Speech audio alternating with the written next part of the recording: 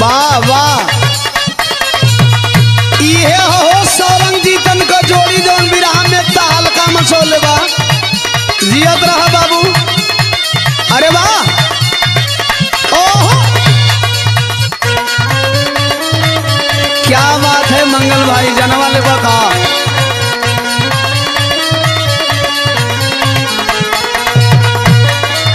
हम वफा करके भी तन्हा रह गए, हम वफा करके भी तन्हा रह गए, दिल के अरमान आंसुओं में।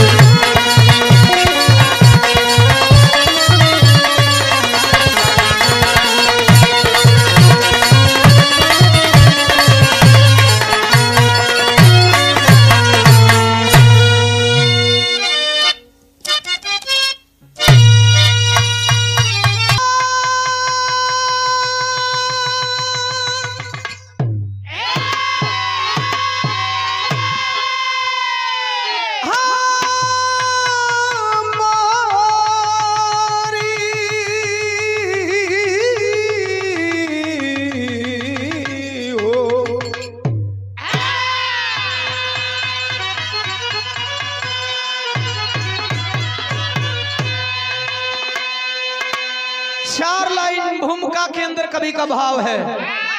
कैसे करिया तनी चढ़ गया तो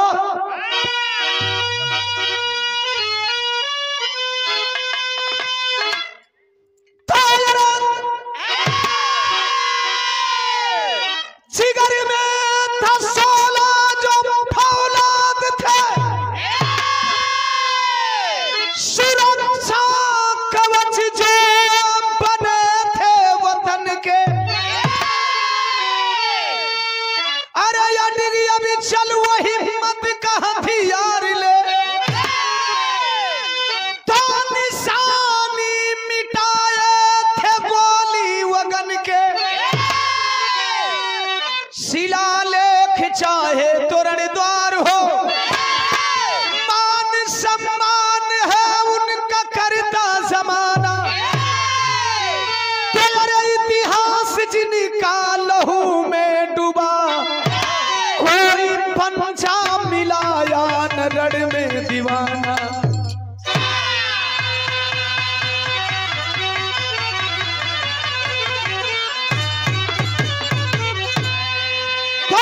इतिहास जिनका लहू में डूबा, कोई पंजा मिलाया न रण में दीवाना।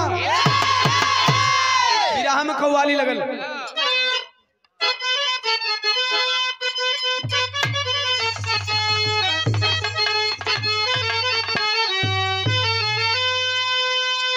कव्वाली बा कबो कबो पुराण गावे का मन करेला। विजय भाई पुराण आज अगर दिलवर की रुसवाई हमें मंजूर हो जाए, अरे सनम तू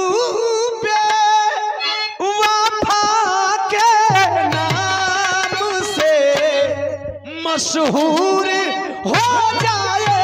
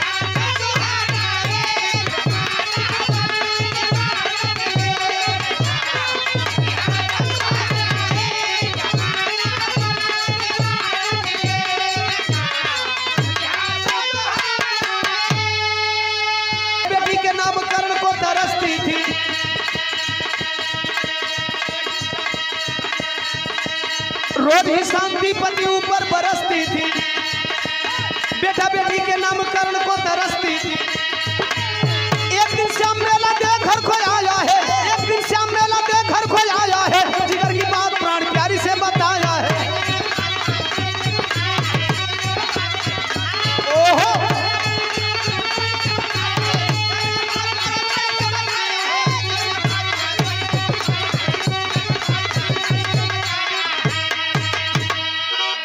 बिरहा की बात समझ लेंगे।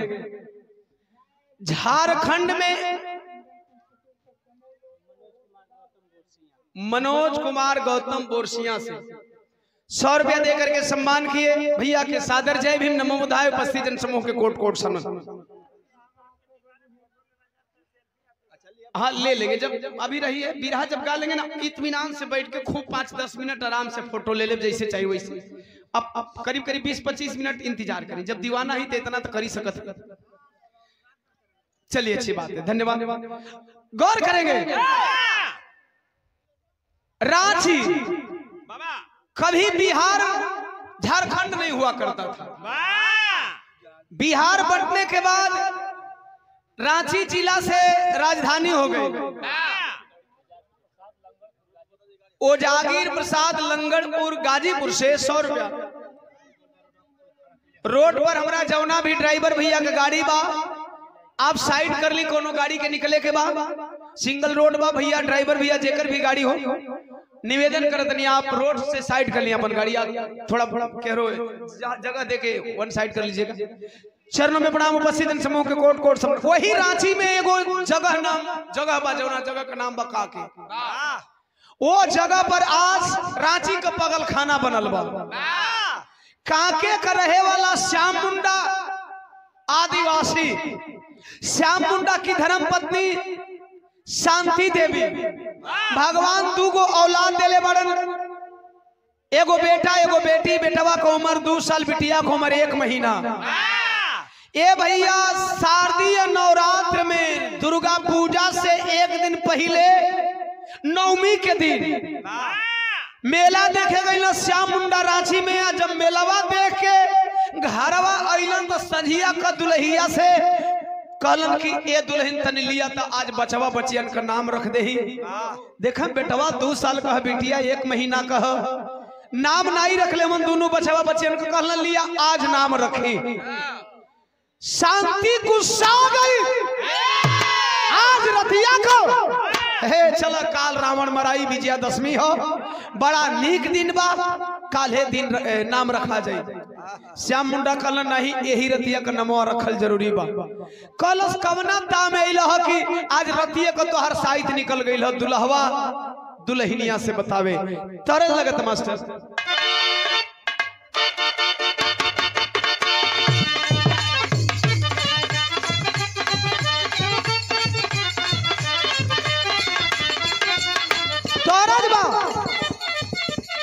कवनो मेहरारू को मरद पहलिए मुलाकात में मौगी संगे अंड बंड कर दहलस। न जनता सब अंड मंड का मतलब ई होता है की होत है बच्चे कि ओकर चूड़ी कंगना तूर दिहलस, मतलब ओकर सामान बिगाड़ दिहलस। मने सामान बिगाड़ू लगत है दुल्हा। दुल्हिया गनगना थिया कहत हिया पहिलकी रथिया में चूड़िया चट चट फोड़ला, अरे चूड़िया चट चट फोड़ला हमारे नरम कलैया माड़ोर के मनबा ए राजा जी, मनबा ए राजा जी कि अब का खाटी के पाटी तोड़ के मनबा ए राजा।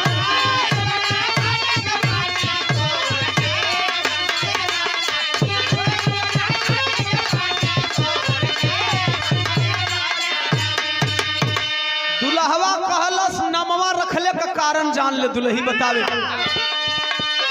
कइले बटल रे पाजी नदानी ए रनिया एगो बहिनी के रखलस दाव पर सुनाए रनिया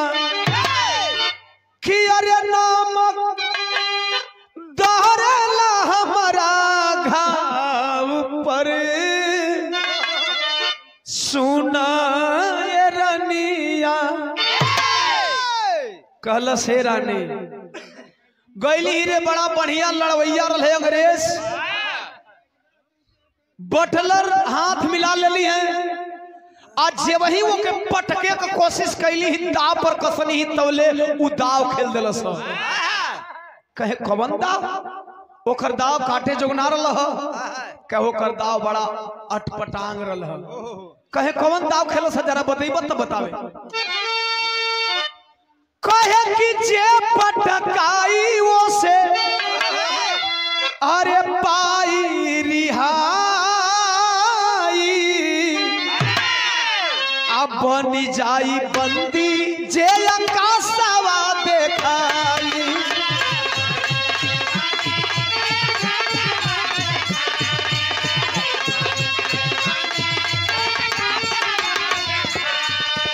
कला सदुल्लावा की अरे पगली बहिनिया के दाव पर लगा दिलस एगो बहिन रही भारत का कहना कहलस किरण यादव कहलस दावी रखलस अंग्रेज की जे पटक देही उ बंदी बन जाई आ जे पटका जाई उ अपना गांवे जाई अपना घरे जाई लेकिन ओकरा बदला में लड़की की इज्जत पूरे हिंदुस्तानियन के सामने लुटल जाई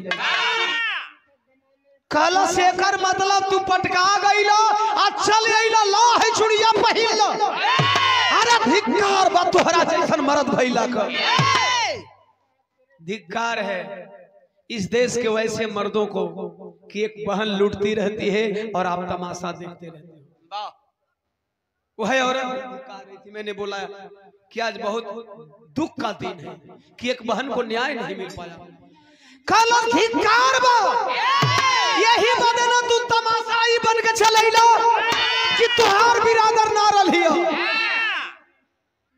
बतैली ही बताई काहे हमारा और बेटिया बहन लूटल जाली तुहार बिरादर ना रहियो ओहिर बिरादर का बिटिया रलिया का चुप बिना जाने पहचाने हल्ला कर रही हो हमने कब कहा तू मेरी बहन नहीं है कलस तब काहे चलैला पटकाइल होई तबे ना अंग्रेजवा छुट्टी दे देलस तोहके कहे ना पटकली ही ना पटकैली कलश एकर मतलब भाग गईला कहे नहीं दाव पे लगाया है मैंने मोहलत मांगा है रात भर का उस बहन को अपने भारतीय फौजियों की निगरानी में रखवा के आए हैं कल जाऊंगा कलश कल जीवो त का करबो कहे कल जाइबो सुन का करबो कर संग बतावे आई न पानी बनब तूफानी वतन के अपना नाम पर अरे सुन सुन ये रानी अरे नामक करेला हमारा घाव पर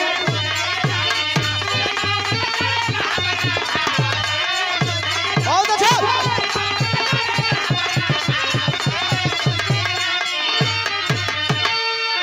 कहला जाइब रे कालो के मुआ दे भले बंदी बन जाई अरे कोई का बहन हो के तकाऊ भारत का बहन बिटिया ही रे आज अगर ये भारत के लोग समझता कि कोनो बहन बिटिया हमारी है तो कोनो बहन बिटिया का इज्जत ना लुटाई और अगर इज्जत लूट जाई तो देशद्रोहियन के और बलात्कारियन के सजा मिली कहां ले मिली हो साहब जाति देख देख न्याय मिलता जाति देख देख बलात्कारियन के फूल का वर्षा होता जाति देख करके रेपिस्टों का इनकाउंटर होता है जाति देख करके रेपिस्टों को बरी कर दिया जाता है क्यों जातीय भावना है कह रहा नहीं वो मेरी बहन है मैं कल बचाने जाऊंगा ला बच्चों का नाम रखें दोनों बच्चा अइलन नाम रखे का तैयारी करा था मास्टर के गीत लगा था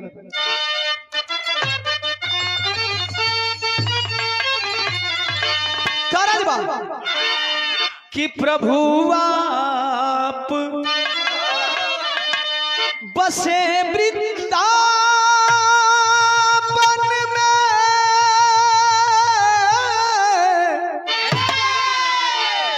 अरे बाहर गीत आजो का लावता बहुत दिन पहले एगो लड़की गौलस हमारा चोलिया में होता गुदगुदी रे माई अच्छा बताओ ओकर माई ये कहे खातिर हां गुदगुदी बरता कोनो लइकन से को छोड़ा दिया तुरंते एकरा बाद एगो गीत आई कोनो मेहरारू को मरद परदेश गेल बा उ चोकर चोकर बतावत या मोहल्लन करन उहन के की सिग्नल सही कहलस का कहतिया गवना करा के बहरे गइल आ कुल्हिए विपतिया का पार धइल ए राजा ए तन्हाई के भार पड़ल बसमीत पे बर्फ के पानी रगड़त बानी पता नहीं कहाँ रगड़त है हमके नहीं मालूम राजा है अपनो चीज नहीं चलतो ना नहीं चलतो है ना तनी की दारू पिए वाला डीजे में मार करा देता ना डीजे में बड़ी मार होता कई को डीजे फूटो जात साहब वाह कैसे गावत अनुसार कोनो दारू पी के आ गेल कोनो नूरी पिए लेबा कोई नो रम पिए लेबा कोनो कम पिए लेबा कोनो ज्यादा पिए लेबा कोनो कम पिए लेबा वाह ना जोन कम पिए लेबा उ कहता सुन बड़ा बड़ा बिड़ा होई से हमरा हिंसा होई यार की शादी है पर साइलेंट साइलेंट भाई साइलेंट साइलेंट अभी हमारे मित्र लोग साइलेंट रहो अभी मेरी बारी है मुझे बोलने दो तुम लोगों को समझ में नहीं आ जाएगा मैंने दारू पी रखा हल्का साउंड वाला कला सागिल सन की बोलो भैया तू आज बजा तो दुजू इंडिकेटर धाए देना साउंड वाला बदल देना गाना तो दुजू इंडिकेटर डीजे पे बाज रहा है तो ले दूसर का होता कहता चुप तोरे माइक नहीं बजाने का दुजू इंडिकेटर कौन बोला तू बजा आज मेरे यार की शादी अच्छा धाए दिन गाना बजल रही इतने जल्दी जल्दी गाना अब मुखड़ो ना पुराल तो बदला ये कारण रहेला कुलपिया कबा पहुंचे ना बदलाव अच्छा वो बजावत आज मेरे यार की शादी है जितने लोग बढ़िया बढ़िया नाच रहे आज मेरे यार की शादी ऐसे ऐसे नाचते हैं लोग आंखों भोका जी कह लोग विजय भाई आज मेरे यार की शादी अच्छा तो तीसर का जो रम पी के एकदम मस्त दो तीन गो टकरौले कहता तो माय के डीजे वाला तुमको कौन बोला कि आज मेरे यार की शादी है बिल्कुल गलत गलत तू गाना बजा आज मेरे सार की शादी है डीजे वाला कल साला फूल गाना वाले की नहीं गाला नहीं खे तू जल्दी निकल देवता तो फिर आ गई दो इंडिकेटर वाला कौन गाना बंद करा रे चल अब दो इंडिकेटर वाला कूल बरती है कूल बराती अच्छा कुछ लोग होश में होते हैं कुछ लोग बिल्कुल बदहवास होते हैं जे होश में वो गाना बाजे लगा ठीक ठाक कैसे बता ठीक ठाक हाँ बाजा था अच्छा बज रहा है अब साउंड वाले बेसी गावे वाला हुआ अब जौन पी ले तो जाके तो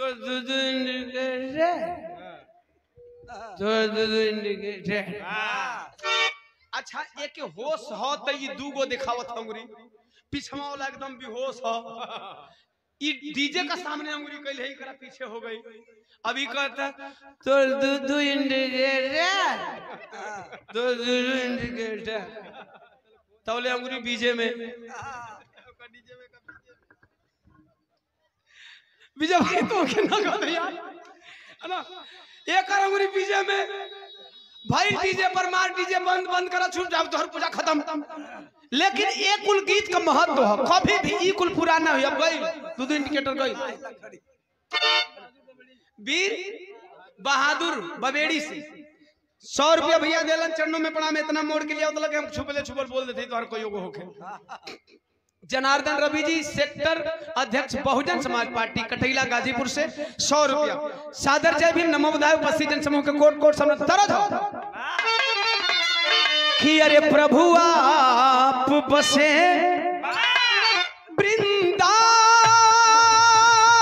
वृंदावन में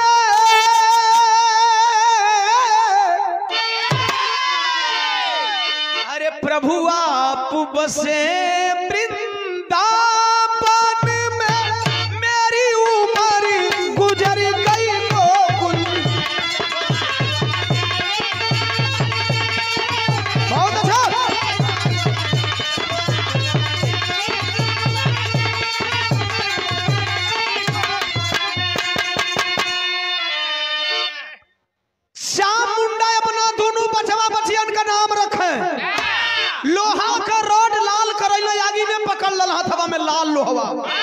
बिना कपड़ा धइले हथवा जारत हो चन चन हथवा जरत बचवा का यही तरह पूरा बदनिया नंगा ह बुलाल हल करीबवा आ नाम लिखत हो ओही लाल लोहवा से दाग दाग कि कर लाल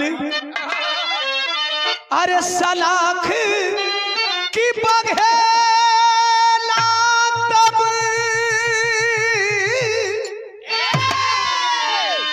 अरे कर लाल सलाख की अरे बघेला तब बेटे का सीना दाग दिया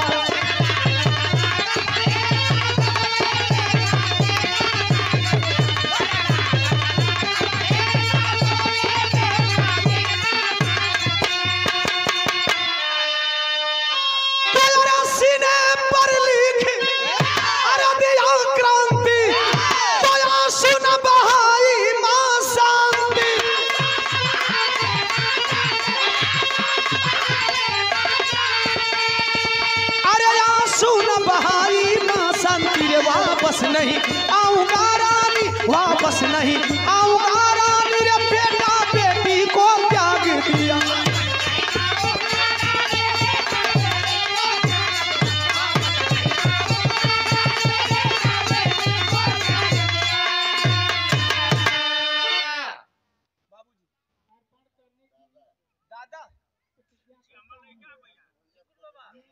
ये बर पक्ष से दुल्हे राजा के दादा से 200 रुपया से पुनः सम्मान किए दादाजी के चरणों में प्रणाम।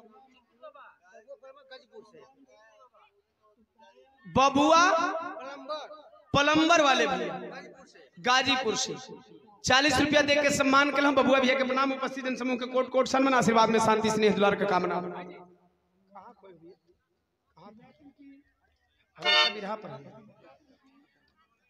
बचवा का नमवा दाग के क्रांति लिखलस और बिटिया 1 महीना कहिया का दूसरा घर का पहुना ही कहलस रानी बिटिया का नाम रेखा रही जातनी रतिया का अब बिहनवा भइले लड़ब रतिया का श्याम मुंडा बचवा बचियन का नमवा रख के चलन ह सबेरवा भइले दुल्हनिया पिठिया पर दोनों बचवा बचियन के बनलस हो बाबू। आप लोग के इलाके में अगर भाटा हुई तो देखब सबेराचे साइड का औरत आवेली मजदूर वर्ग अपने पीठी पर बचवन के बांध लिया ना काम करेली दोनों बचवन के बांध के चलल है यही तरह भीड़ लगल बा पीछवा बैठल है जब कुश्ती का टाइम भइल ह मनावत है देवी देवता हमारा सैया के इतना बोल दे दिया लोग कि हमारा सैया भले बंदी बन जा लेकिन पपिया के पटक दो बहनिया का इज्जत ना बचे का वो आदिवासी ये नहीं सोचा कि मुझे मरने की क्या जरूरत है मुझे बंदी बनने की क्या जरूरत है। भारत के लोग आपको भी सोचने का दौर है कि चाहे वह बेटी आपकी हो चाहे बेटी किसी और की हो आज उसकी बेटी लूटेगी तो कल आपकी भी बेटी लूटेगी। देश की कोई बेटियां सुरक्षित नहीं है। आखिरकार उस श्याम मुंडा जब अखाड़वा पर चलना गुस्सा में लाल तरज बदल गई।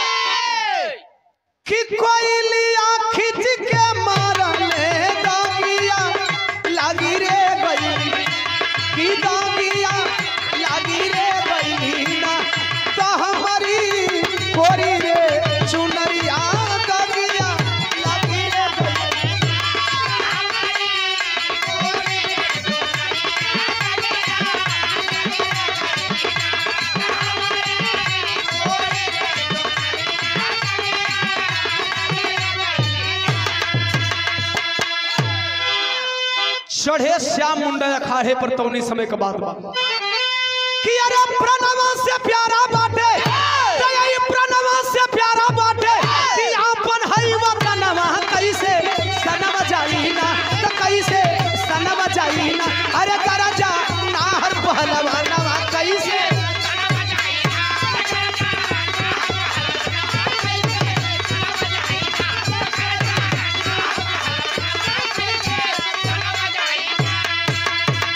बटलर से हथवा तब मिलाया समसानी अतवले 7 मिनट बाद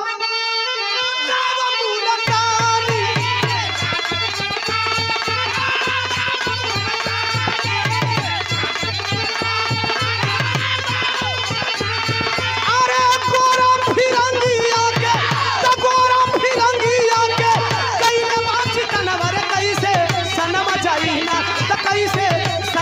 आई ना अरे कैले बंदी बेली मनवा कैसे सनवा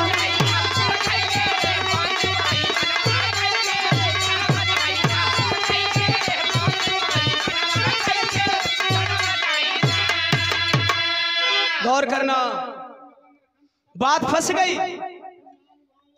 चढ़े अखाड़े में 7 मिनट बाद मुल्तानी कस के मरलन नीचे बटलर छतिया पर चढ़ गया साले मुआ दे जिंदा रहे तब बंदी बनब मर जीवे बंदी बनब मुआ दे पकड़ के मुड़िया जब ही तोड़ल चाहतो श्याम मुंडा चिल्ला पड़ा अंग्रेज पकड़ लो साले को वरना जान ले लेगा। अंग्रेज सिपाही पकड़ लिए श्याम मुंडा आदिवासी को जब पकड़ लिए जे वही गिरफ्तारी का वारंट जारी करता है पकड़ लिए लेकर के चलना चाहते हमारे मेले के गरम दल के क्रांतिकारी जवान बगावत पे उतर गए। भाई रे जब बगावत पर उतर गए वही मेलवा में मार काट चालू हो गई। और जब मार काट चालू भइल हो भैया तो लड़े वाला लड़त रहा लेकिन भागे वाला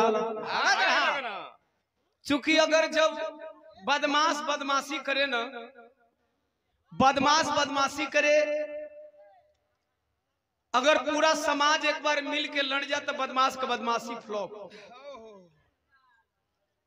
साहब भागे लोग भगदड़ में लागल झटका और माई शांति का बांधल बचवा बचिया फेंकाए गए मेलवा में जे जेहरे भागत तेहरे भागत। जब मेला का भीड़ शांत भइल उ बुढ़िया माई देखत है ओकर बचवा बचिया कहीं नहीं मिलल लेकिन उ बचवा बचिया गइलन कहां हो बेटा क्रांति लग गया उस अंग्रेज बटलर के हाथ। अंग्रेज बटलर के हाथ हुआ लड़का लग गया जिसके सीने पे क्रांति लिखा था। अंग्रेज देखा कहा इसका नाम रखना चाहता तब तक से सीने पे क्रांति लिखा कहा ओ माय गॉड इसके सीने पे तो ऑलरेडी नाम लिखा हुआ है चलो इसका नाम मैं क्रांति रखता है। क्रांति का नाम क्रांति है लेकिन जौन बचिया का नमोआ रेखा है वह किसके हाथ लगी वह हाथ लगती है एक मुसलमान क्रांतिकारी मुसलमान हसरत अली के हाथ। जब मुसलमान हसरत अली के हाथों लगी है 1 महीना का बिटिया ही ओकर कोनो नाम नहीं हो अपने कौम के मुताबिक उस बच्ची का नाम ही ना रखे। जाति धर्म के नाम पे बांटने वालों बताओ उस लड़की का कौन सा धर्म होना चाहिए कौन सी जाति होनी चाहिए। एक आदिवासी की बिटिया मुसलमान के घर जाकर के मुसलमान हो जाती है यही जाति है यही जाति है। खैर इसमें विशेष चर्चा नहीं करूंगा विराह की बात थोड़ा डाइवर्ट हो जाएगी। दोनों बच्चे और बच्चियों का रास्ता अलग हो गया। बच्ची क्रांतिकारी बनने लगी और बेटवा देश का गद्दार बनने लगा। समय गुजरा जब समय गुजरा है करीब करीब 18 साल का टाइम बीतल बा। जब 18 साल का टाइम बीतल तो कभी जी बिरहा के शैली में भाव लिखा कम लग रहा है।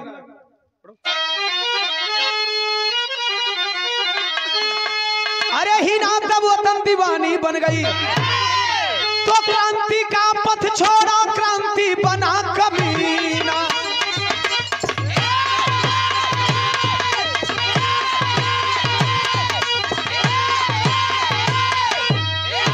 बसो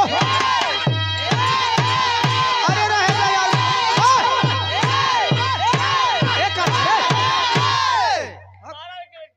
देख तू इतना काहे मरवाते हो बे? अरे बारे तू ऐसा जगह पर मारा तर अगर हाथ बिछी फिर मेहरारू लाकर रहबो ना कर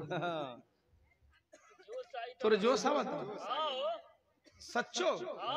हमारी पार्टी में जेकर जोश आवत उ लेके हथियार हमारे बॉर्डर पर जा बा तोहार हथियार जे काम ना करी बेइज्जती करी मर्दे काम करी ना काहे नहीं काम करी ना करी एक नाली है ये बात है। अरे बौरा कहीं कहीं एक नलिये से 2 नलिया का आविष्कार हुआ है काम कर दई ए अजमा के दे देखो चला पकड़ा पहलवान। अच्छा ये मंगल यादव पकड़ी है ये इतना मजबूत हुआ पहलवान न हुआ पहलवान हो। अच्छा ये हथियार पकड़ी है तू का करबो भैया हम इनका पीछे गोली भरब। कौन गोली ले ले हो तू वे बुलेटवा डाला मुंह में गौर करेंगे। अरे बुढ़िया शांति दर दर भटके ये बाबू घूम घूम के खोजेला, अरे मिल ना पाए कली सुमन तब, खोजत पिता 18 साल, यह वर क्रांति भरती हुआ फौज,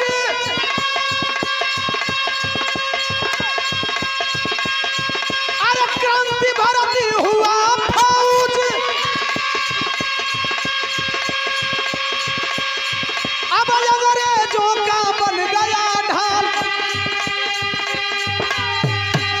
तो अरे क्रांतिकारी बन के हीना, क्रांतिकारी बन के हीना, अंग्रेजों का बन गई काल। बोलो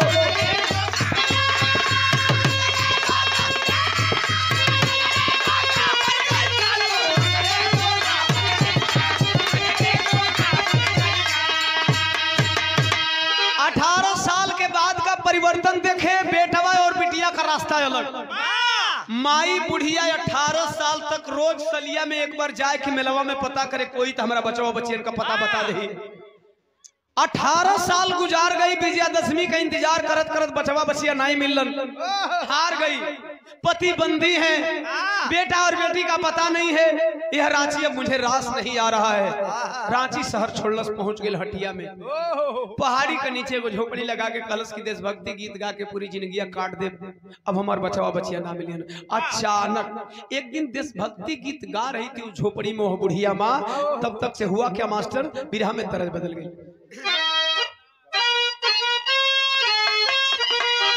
पहिलवा माई बहन लोग गावा या नाच में लवंडा भी गावा। कैसे गावा हो? नो नो तररिया बायरे गावा ना,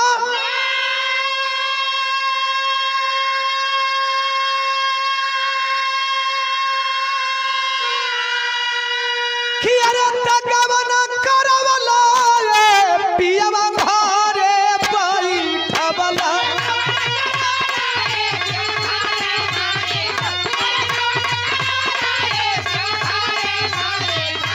ये पिया हो घरे बैठवला,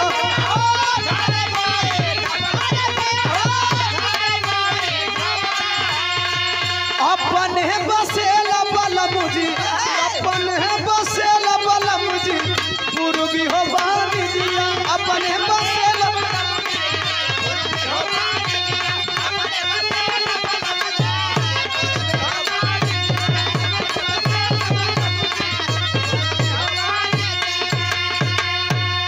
अरे बाकी तक क्रांति के सगवा में घूमे गोरा उत्पतिया,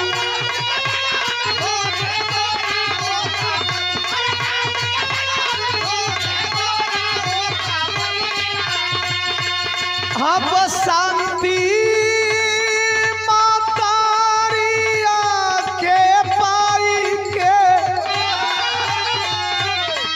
करे दूर गतिया। मिल गई माँ बेटे को, पहुंचा है झोपड़िया का समहनवा। 5 अंग्रेजी सिपाही के साथ शांति झोपड़िया में से सॉरी उक्रांति अपना माई शांति के बरवा पकड़ के झोपड़िया से बाहर खींच डाला। नहीं जान रहा है कि ये मेरी माँ है। माँ को भी पता नहीं है कि जो मुझे खींच रहा है मेरा बेटा है। कोड़ा बरसाने लगा। जब 10-20 कोड़ा मरलस हो बबू बुढ़ाई का शरीर, माई पानी मांगे लगा। कहलस बेटा प्यास लगी है, 2 घुट पानी पिला दे, इसके बाद कोड़ा बरसा। कलश बुढ़िया 2 घुट पानी की बात बंद कर, तुम्हें 56 प्रकार का भोग लगवा दूंगा, सिर्फ एक बार जिस जुबान से तू देशभक्ति गीत गा रही है इसी जुबान से मेरे साहब बटलर की जय जयकार कर दे। बाबा कलश लड़के खबरदार, अगर दोबारा बटलर का नाम अपने जुबान पे लाया तो जुबान खींच करके हलक से बाहर कर दूंगी। कलश हो मेरे साहब के नाम से तुम्हें इतनी एलर्जी है? कलश तो साहब दोगला वैसा दोगला के नाम से हमें बहुत एलर्जी। बाबा कहे मतलब कलश ना चाहिए तोर खाना, तू खाना अपन पानी अपने मुंह डाल। कितना कोड़ा मार, कितना मारोगे? नहीं लूंगी तेरा साहब का नाम। होगा तुम्हारा साहब तुम्हारी नजरों में साहब, मेरे नजरों में तो सिर्फ दोगला है। नहीं लेना नाम। गुस्सा में लाल लगा कोड़ा बरसाने। जब कोड़ा बरसावे लगल हो बाबू, वो माई बुढ़िया बेहोश हो गई। बेहोश माई के बेटवा मारत हो, कोड़वा पर कोड़वा बरसावत है, माई बेहोश या तक नहीं करत हिया।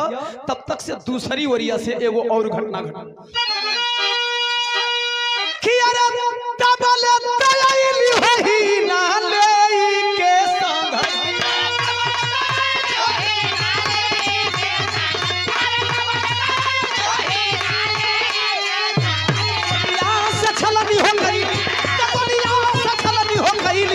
दुश्मन के छतिया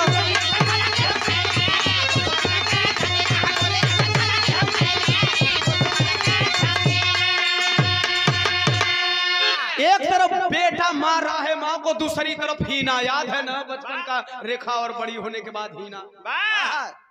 अपने माता पिता का नाम रखा हुआ रेखा है, और मुसलमानी कौम के मुताबिक हीना आई है अपने साथियों के साथ। क्रांतिकारी टोली सजा करके लाल टोपी वालों को देख करके आसमानी फायर मरती है। मुठभेड़ हो गई। जब मुठभेड़ भई तब 5 सिपाहियों के हीना का टोली मर ले बा। क्रांति अपना जान बचा करके भागने में कामयाब हो गया। दौड़ करके जाती है हीना वो बुढ़िया माई के पास। बेहोश माँ को पानी का छींटा मार करके होश में लाती है। माई तू अपन धर्म का बिटिया मान ले, जब तो कैसा पापी सतैया ना एक बगलिया में रहिला, हम के आवाज लगे है आके बचा ले। बेटवा मार के निकल गए और बिटिया बचा के निकल गए। माई के पते ना के हमार बचाओ बच्चे हमरा आमने सामने से गुजर गए। खैर छोड़े, बुढ़िया माई के मार के वह क्रांति पहुंचा है। बटलर के बंगले पे कहा साहब साहब आपको पता है आप क्या कर रहे हैं? सो करके आराम फरमा रहे हैं। हटिया पहाड़ी के बगल में क्रांतिकारियों की फौज खड़ी हो रही है। जिस दिन वो जग गए आपकी सेना कम पड़ जाएगी, इसलिए बेहतर है कि आप हमें कुछ सब सिपाहियों को भेज दीजिए। कहा कितने सिपाही चाहिए? कितने थे वो? करीब करीब 12-13 की संख्या में लोग रहे होंगे। 60-70 सिपाही दे दीजिए। 60-70 सिपाही लेकर के दूसरे दिन तैयारी करके चला है। जब तैयारी करके चला मास्टर साहब, तब बिरहा का आखिरी तर्ज लगा।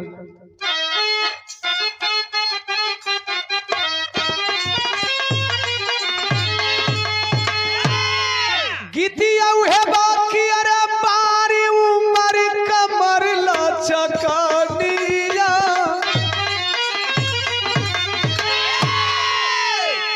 तेरा छोड़ दे यार। बिरहा पर तनिया और दम लगा के चढ़ गया बता। अरे बाकी तय कदिन पाना के योजना क्रांति,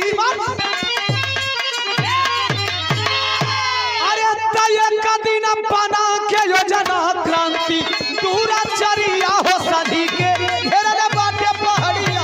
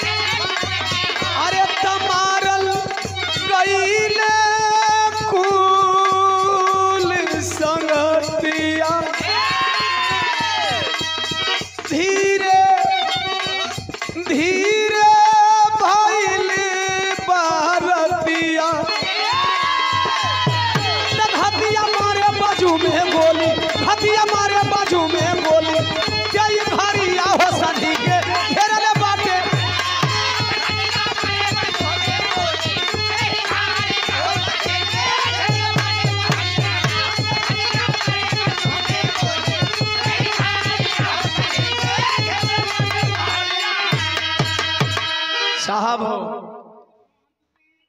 घेरवा करके पहाड़ी तर तर तर तर गोली बरसाने लगा। बारी बारी से हीना के सभी साथियों को वह क्रांति हीना का भाई मौत की नींद सुला दिया।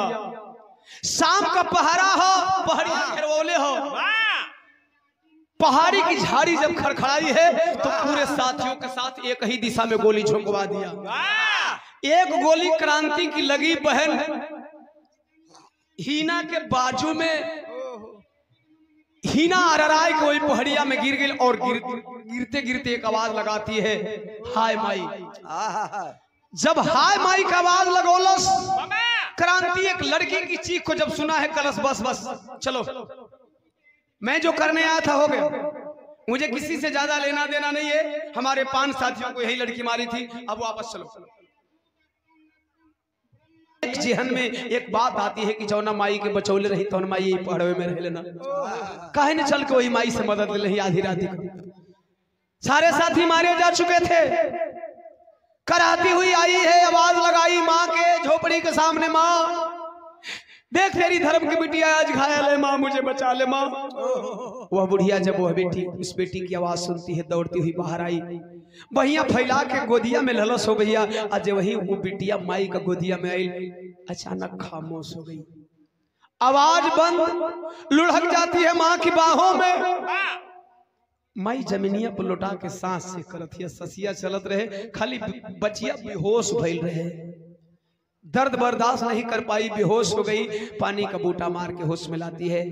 कलश माँ एक काम कर दे, मुझे गोली लगी है माँ, इस गोली को निकाल दे, तेरी बेटी के कंधे पे बहुत बड़ी जिम्मेवारी है। गोलियां माई निकलस, चीख पड़ी माँ। कलश बेटी एक बात बोलो, जब तुम माँ माँ बार बार कहती है ना तो जैसे लगता है कि मेरी बेटी मुझे बुला रही है। कलश माँ जैसा तू सोच सकती हो वैसा मैं भी सोच सकती हूँ। जब तू मुझे बेटी कह रही है ना तो लग रहा है कि मेरी माँ मुझे आवाज दे रही है। खैर छोड़ो माँ, इन बातों से क्या लेना देना, तुम कहाँ की मैं कहाँ की। एक काम कर माँ, मुझे मरहम पट्टी कर दे। वो माई मरहम पट्टी करे चलल हो बाबू। हाई कपड़वा बाधक बनता, कपड़वा बाधक बनता, चाकू लगा के कपड़वा फाड़ देलस। और जब कपड़वा फाड़ के जो वही पट्टी करे चलस हो भैया, ये कंधवा पर चंद्रमा आकार के तिल का निशान दिख ले बा। तिलिया का निशानवा मानो करे जब में बांध चला देलस। कलश करे पगली, तू इतनी सयानी हो गई है, तू इतनी सयानी हो गई है कि अपनी माँ से झूठ बोलती है। तू ही ना है, नाम बदल करके अंग्रेजों से लोहा ले रही है। अरे क्या हो जाता तू अगर अपना नाम रेखा रख करके अंग्रेजों से लोहा लेती तो क्या हो जाता। हीना नाम रख लेने से तू बदल जाएगी। कलश रेखा, कौन रेखा? कलश तू किसी की हीना मीना नहीं है, तू मेरी रेखा है, तू मेरी बेटी है। साफ साफ बोल कि तू मेरी बेटी है। कलश है माई, हम तो हर रेखा ना है, हम अपने अब्बू का हीना है। कलश क्या पागल की तरह बात करिए। अरे बचपन में इस तिल को मैं बार बार देखा करती थी, तेल मालिश करा किया करती थी ना। अरे कुछ नहीं बदला है रे, तू जैसे जैसे बड़ी हुई है ना तिल के आकार बदला है, तू नहीं बदली है। बोल कि तू मेरी रेखा है। कलश नहीं, मैं ही ना हूं। कलश चल हीना है ना, अपने अब्बू का नाम बता, तेरे अब्बू का नाम क्या है? कलश कौन अब्बू? कहां के अब्बू? जिनको मैं अब्बू कहा करती थी कुछ दिन पहले मर गए, और मरने से पहले हमें एक बात बता करके गए। मैं तो जानती थी कि मैं उनकी बेटी हूं, मैं तो जानती थी कि वो मेरे अब्बू हैं, लेकिन मरने से पहले कह के गए कि ए बेटी ही ना, मैं तेरा अब्बू नहीं हूं रे। मैंने लाख पूछा, मेरे पिता का नाम बताइए, मेरे अब्बू का नाम बताइए, उन्होंने नहीं बताया। बहुत कहने के बाद बताया कि बेटी मैं नहीं जानता कि तेरी माँ कौन है, मैं नहीं जानता कि तेरा बाप कौन है, इतना जानता हूं तेरे विषय में कि रांची के मेले से तुमको पाया था विजयादशमी के दिन। बस बस एकरा ले आगे का कुल बात हम बतावत है बस। कल जानना चाहती है रांची के मेले में तू कैसे आई थी? मैं लेकर के गई थी। तेरे पिता अंग्रेज से लड़ने के लिए आए थे, मैं भी आई थी। सारी पीछे की बात बताती है रे बिटिया, तू ही केवल नहीं खोई थी रे, तेरा भाई भी खोया था, तुमसे बड़ा था 2 साल। तेरे पिता को उस अंग्रेज ने बंदी बना लिया। हम 18 साल तक तुम लोगों को खोजे लेकिन तुम लोग नहीं मिले। मजबूर होकर के मैं यहाँ चली आई। तेरे बाप को अंग्रेज आज भी रांची में बंदी बना करके रखा है, वो अंग्रेज रांची में रहता है। कलश बस माई बस जवन तोर दुश्मन तो हमार दुश्मन, अब मरहम पट्टी मत कर। ये जवन तू घाव दे दिली, घाव से बड़ी घुआ नहीं खे, मत कर मरहम पट्टी, खाली हमके जाए तो छुट्टी दे। बेटी चली है, जब बेटी चली है पापड़ लगा पढ़ लो।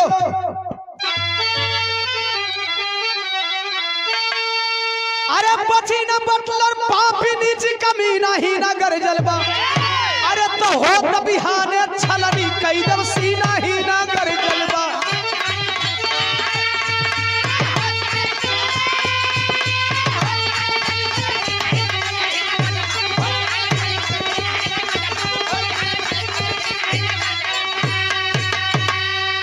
अरे तब विजय खुशी में बंगला पर अरे बटलर पार्टी रखवाया हो। अरे तवल पहुंच कहीं ना मारे गोली, कई लोग के भयल सफाया हो। तवल खत्म भयल बा गोली, मुश्किल जीना ही ना कर जलवा। ए भैया जकड़ लिया घेरावा के क्रांति, अरे सीना ही ना कर जलवा। भैया तर तर तर तर गोली बरसाने लगी। अंग्रेज अपने बंगले पे नशा में धूत है, जश्न मना रहा है, पार्टियां चल रही है। तर तर तर तर गोली बरसाने लगी। मारे तो अरलाए के अंग्रेज भागा। तब लोग गोलियां खत्म हो गई, निकलस बगल से तलवार खच खच खच खच गर्दनिया काटती हो। बाबू पंचो एक बात खुटा गठिया लीजिएगा, जे हारेला से अपने से हारेला, बाकी कोई हरा वाला के आगे से काटते हुए जा रही है। उसका भाई पीछे हो लिया, 2-4 सिपाहियों के साथ पीछे से जाके अपनी बहनिया के पकड़ के अंग्रेज बटलर के सामने लेकर के गया। कहा साहब मैंने आपके दुश्मन को पकड़ लिया, अब बताइए आप क्या इनाम देना चाहते हैं। अंग्रेजवा नशा में बुद्ध हो, नशा नहीं करिएगा साथी, चाहे किसी भी समाज के लोग हो, तहयाज भी होता है। सवाल यह है, मारा झपट्टा खींच लिया दुपट्टा, सूट फाड़ना चाहता है, जब वहीं अथवा लगौला सिनेमा पर अंग्रेज बोला स्टॉप ठहरो, मजा नहीं है इस गेम में, क्रांति रुको। कलश क्यों सर? कहे इस गेम में ट्विस्ट नहीं है। इस लड़की को देखने के बाद एक बात याद आ गई। आज से 18 साल पहले इसी प्रकार की एक लड़की के साथ मैंने दाव खेला था और साला एक सानी इंडियन आया, पहलवान मुझे पटक करके अपने बंदी बन गया, लेकिन देश की बेटी को लूटने नहीं दिया। आज देखता हूं उसकी हड्डियों में कितनी ताकत है। 18 साल बीत गया है, खाना भी टाइम से नहीं दिया जाता है, देखते हैं उसकी हड्डियों में कितनी ताकत है। ये लड़की दाव पे रहेगी, दाव खेलने वाला तुम रहोगे और दाव खेलने वाला वो बूढ़ा पहलवान रहेगा। सामने लाता हूं। हीना सोचत है वो बूढ़ा पहलवान कोई और नहीं हो सकता, वो बूढ़ा पहलवान हमारा बाबू जी हो सकता। कम से कम देख तले कि हमारे बाबू कैसन रहना जब अंग्रेज के यहाँ अपन घुटना टाइट नाइट। आजकल चमचम का जमाना, चमचई करिए लोग बड़ी खुश रहते हैं। सीना टाइट करके जवाब दे दीजिए बस, तो से बाउर कोई है ये नहीं है। सही शब्द में जवाब दे दो तब तो से कोई बाउर नहीं है। देखेंगे मेरे पिताजी कैसे थे, होश संभाली नहीं थी, 1 महीना की थी ना, लेकर के आया है बूढ़े को, बूढ़े पहलवान को खड़ा कर दिया और तलवार धरा दिया। एक तलवार क्रांति के हाथ में, एक तलवार श्याम मुंडा के हाथ में। 18 साल जेल का बंदी बना हुआ पहलवान बाहर आया है, हड्डियां लौकत हो। शर्त रखता है तलवारबाजी करोगे, जो जीत जाएगा वो हारने वाले पहलवान की गर्दन काट लेगा और जो जीतेगा वही इसी की इज्जत लुटेगा। देख लेगा, बाप जीतेगा तो बाप लूटेगा तो बाप, सॉरी बाप जीतेगा तो बाप और बेटा जीतेगा तो। किस मुसीबत पे खड़ी है वो बिटिया। चाकू चाहे तरबूजा पर गिर जाए, चाहे तरबूजा चाकू पर गिर जाए, लुटना तो उस बेटी को ही था। खैर देखने वालों की भीड़ लगी हुई, देखते हैं बूढ़ा पहलवान जीतता है कि यह जीतता है। जब बाप बेटा तलवार लेकर के आमने सामने हुए तो आला में भाव।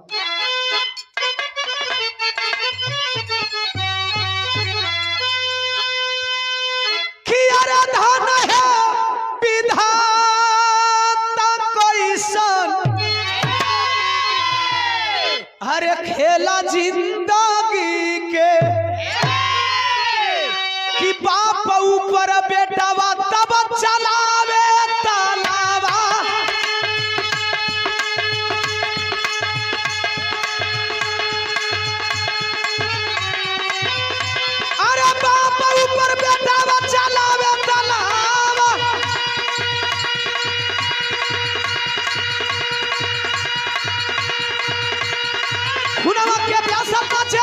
तलवारी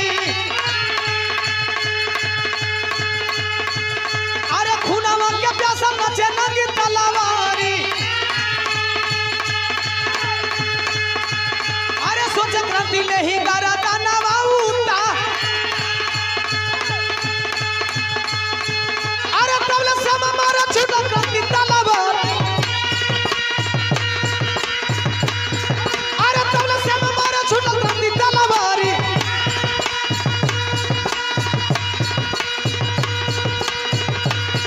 अरे फेंक तलवार भइला सीना पे सवार अरे बोला युद्ध करे दोनों बाबुआ बेटाऊ अरे बोला युद्ध करे दोनों बाबुआ बेटाऊ थोड़ा जीत के शाम भइला सीना पर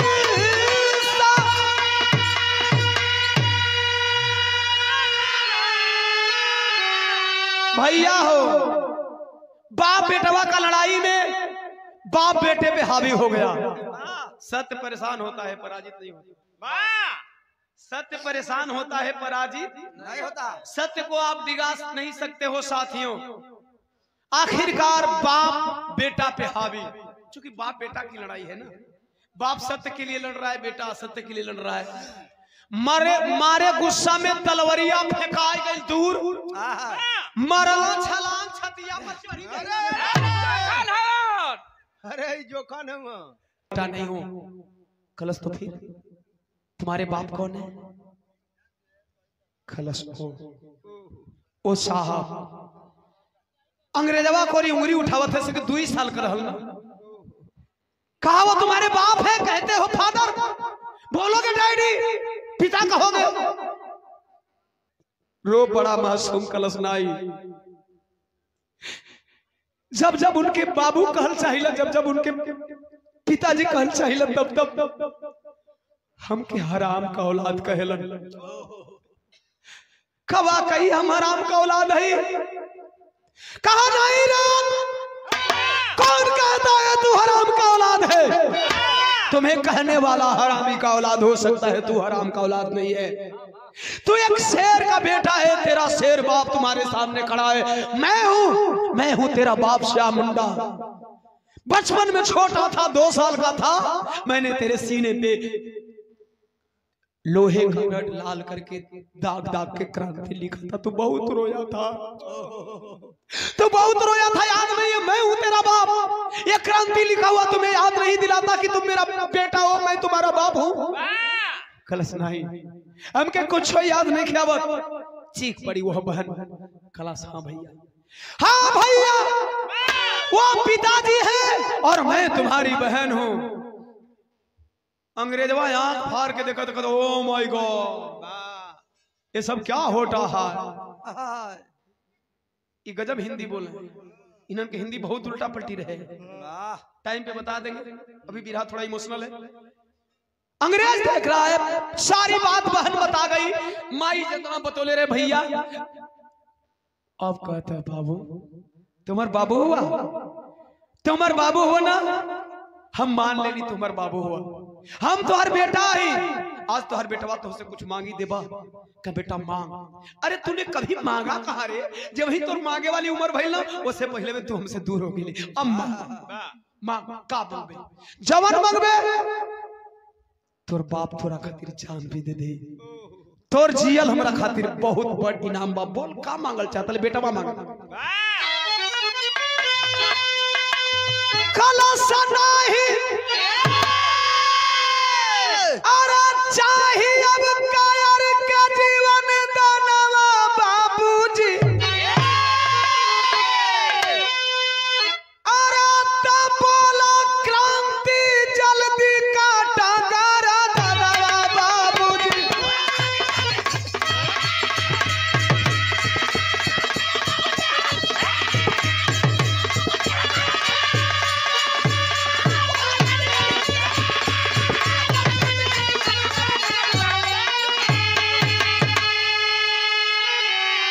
बाबू कहला काहे रे? हमें अपन जान देवे खातिर कहते हैं, तोर जान लेवे खातिर नहीं कहते हैं। कलश बाबू हमरे जान लेहल जरूरी है। कहा क्यों? कहला सुन हारल रहता बाबू जाइत देशवा कपनिया आई भैया कहा थे लूटी जाती बहिनिया। अगर आप हार गए होते ना तो गर्दन काटने की बारी हमारी होती और आपकी गर्दन मैं काट देता। मैं नहीं जानता कि मैं आपका बेटा हूं और आप मेरे बाप हैं, लेकिन आप जीत गए तो मेरी गर्दन आप काटेंगे। बाबूजी इससे पहले अगर आपकी मैं गर्दन काटा होता ना तो जैसे नहीं जानता कि आप मेरे बाप हैं उसी तरह मैं नहीं जान पाता कि सामने खड़ी दाव पे मेरी बहन है और मैं जिस हाथ से अपनी बहन की आबरू बचाना चाहिए था उस हाथ से अपनी बहन की इज्जत लूट डालता। क्या करूंगा जीकर? इतने नहीं एक करले पहले वो कई गो तोहर बेटवा पाप कइले बा। कहे कौन पाप बतावे? अरे अपन हाथवा से कि बेचा दी हाली वतनवा बाबूजी। अच्छा बड़े भैया कुछ तो जान के पाप कर, कुछ अनजान में पाप करो तुम, कुछ साला हमरो समाज में कद को दोगला। गौर करेंगे सवाल यह है बेटा बार बार कह रहा है कि पिताजी मैंने गलत किया, मैंने गलत किया, मैंने अपने देश की बहु बेटियों को इस अंग्रेज के हाथों बेचा। तू कितना में बिका है दोगला? हमें तो लगता है कि तू भी बिक चुकी हो। हम ऐसे थोड़ी बोलते हैं, हजारों के बाजार में बोलते हैं यार। तोहरे दादा से डरे नहीं कि तुमसे डरवा नहीं यार। अपने लोग हैं ना, इन लोगों के बीच में मैसेज जाना चाहिए कि नहीं अपने समाज में भी बहुत सारे दोगले भरे पड़े हैं। केवल ओम प्रकाश दीवाना नंदलाल रवि का पैर नहीं खींचा जाता है, पूरे महापुरुषों का पैर खींचने वाले ऐसा पैदा हुए। वही में दीवाना नंदलाल रवि भी खड़ा बने। तो तुम लोग खींच के क्या करोगे? लड़ो, भीड़ो, गाओ, बजाओ, तब जाकर के आगे बढ़ोगे। चमचागिरी करने से तुम कभी आगे नहीं बढ़ोगे। अपने अंदर जिगरा लाओ गाने का, बजाने का। ससुर अपने गुरु को भैबे न के लिए चलो ओम प्रकाश दीवाना की शिक्षा दे। ये पूरी टीम दिख रही है आज, कितना अच्छा लगता है। खालस पिताजी मैंने अपने हाथों से बेच डाला है इस देश को। मैं जीने लायक नहीं हूं। अगर गलती करते हो तो कबूल करो, मैं जीने लायक नहीं हूं। इस हाथों से भी देश को बेच डाला हूं, अब मेरी जान ले लीजिए। कहना है बेटा तू 2 साल का रहे, अगर लोग अनजाने में गलती करते हैं तो उसे गलती नहीं कर सकते हैं, लेकिन सयान गलती करे। बेटा तू 2 साल का था, जैसी तुम्हें शिक्षा दी गई, जैसी शिक्षा दी गई ठीक उसी प्रकार से तूने काम किया। अब जान गया ना कि वो अंग्रेज तेरा दुश्मन है, उस अंग्रेज को मार डालो, मार डालो। दिन भर का भुलाई सांझ का घरे आ जाता हो के भुलाई नहीं कहल जाला। आय हाय गौर करना मेरे साथियों, जब इतनी बतिया सुनलस अंग्रेजवा आदेश कर दिया मार दो, बाप बेटा और बेटी को तीनों को मार दो। जब आदेश सुनाए अंग्रेज तो अरे तब ले फिरंगी दिया यहाँ पे सुनाई। अरे तब बाप बेटा बेटी मिल के करे ले लड़ाई।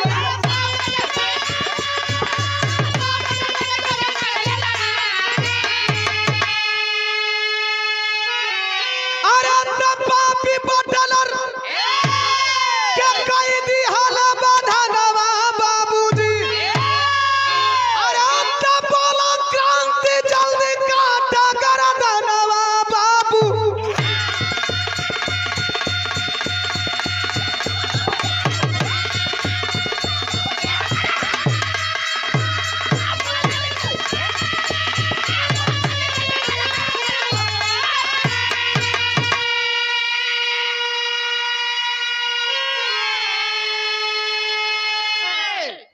बाबू का बतिया सुनलस, मरलस, पहले बहनिया का बंधन कटल, एक बाद तीनों बाप बेटा लड़ करके एक अंग्रेज का खात्मा किए। इस तरह से एक दुराचारी का खात्मा करके अपने राज्य को आजाद कराए। साथियों उसी से मुंडा परिवार से एक क्रांतिकारी का नाम भी नहीं जानता, जानने की जरूरत है, इसीलिए मैं बार बार कहता हूँ संविधान बहावे आस। अरे ही ना जब वतन दीवानी बन गई